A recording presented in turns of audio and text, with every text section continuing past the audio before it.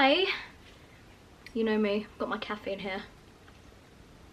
So guys, I thought it'd be quite nice to do a sit down about everything to do with Oz and moving. I actually have less than 2 weeks left, which sounds pretty crazy. It seems to be going really fast. I did ask you guys on Instagram if you guys had any questions, because moving halfway across the world is a pretty big deal, and you know, I don't think it's something that a lot of people expected. So I have a few questions here.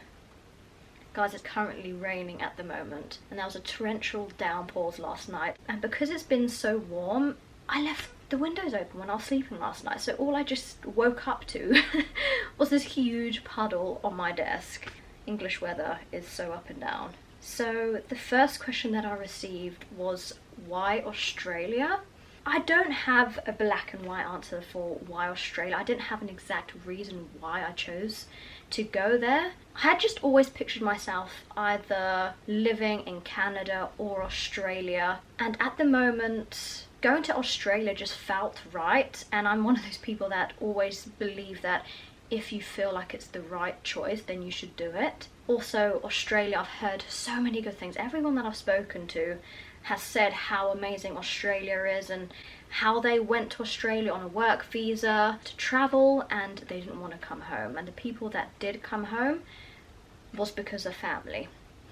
So I heard a lot of good things there. I heard a lot of the spiders and the insects and the trillion things that are trying to kill you. They have the sea, they have the weather, they have the landscape. I'm quite an outdoorsy kind of person. Australia is a very outdoor life, so just all of these things kind of added up. We only live once, guys, so I just thought, let's do it. The next question is, where are you moving to in Australia and what will you be doing? Sydney is supposed to be a really amazing city, so I've decided to go just outside of Sydney, near the Blue Mountains, because I absolutely love the mountains. I don't know exactly how everything is going to plan out. It's quite hard to plan something like this because you can be in one area for a certain period, but then you may want to travel elsewhere.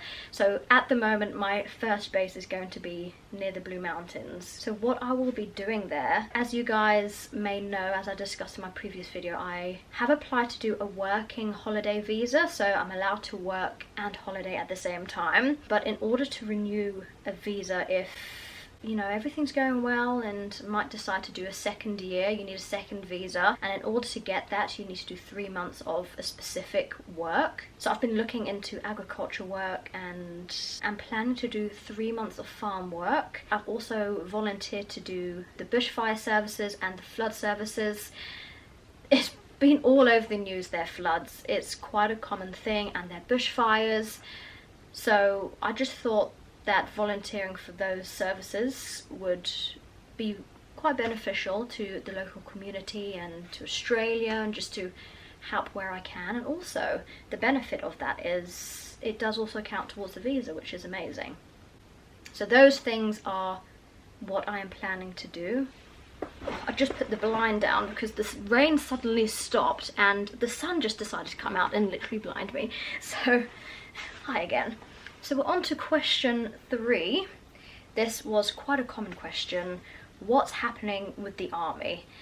This was also the unknown. I just messaged my unit, just explained the situation. I want to go traveling. I actually had in my mind that they're not going to want me to go out of the country for a long period of time, and I did have the feeling that if I did so, I would have to leave, and that's exactly what they said.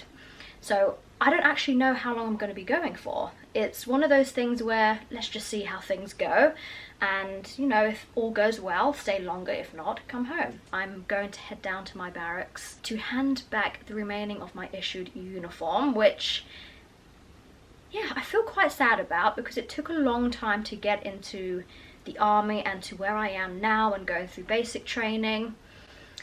But I can always apply for the British Army again, or if I decide to stay in Australia, then maybe apply for their army.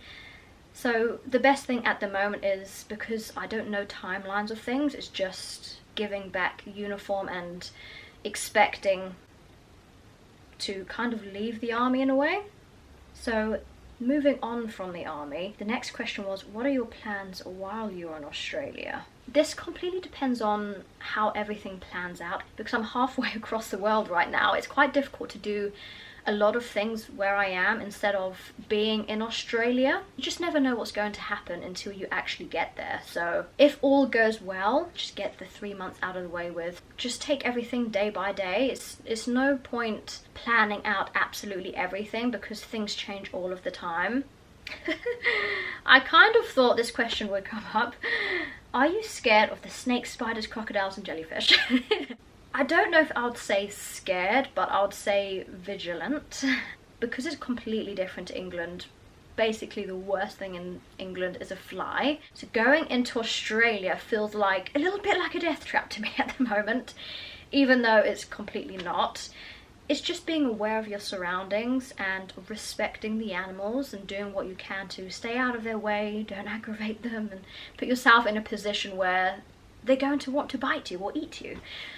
So that's the plan. Everyone who I have spoken to who is in Oz at the moment has all sent me booklets about snake bites and all the venomous snakes and spiders, and I'm just like, yeah, you're really selling Australia to me at the moment. The thing that I'm going to do, because I don't know all the different animals and what's poisonous, what's not, I'm just not going to touch anything or go near anything if I possibly can. So the last question is, what are you looking forward to the most about moving to Australia? I'm just going to add this in here. I think the thing that I'm least looking forward to, which I feel like a lot of people experience when they move so far away, is leaving their friends and their family.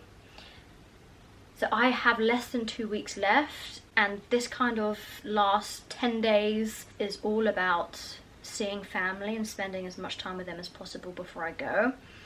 It's the feeling of not knowing when I'll be back or how long I'll be or when I can come back, or what if anything happens here that I can't really get back for easily. So it's just having that feeling of being so separated from everything, and that can be quite a daunting thing, but also it's just embracing this new experience and being excited for all the challenges that are to come and the opportunities, and a very exciting time. But when you make such a move, I feel like there's so many different feelings of loss and sadness, but on the other side just pure joy and happiness and excitement.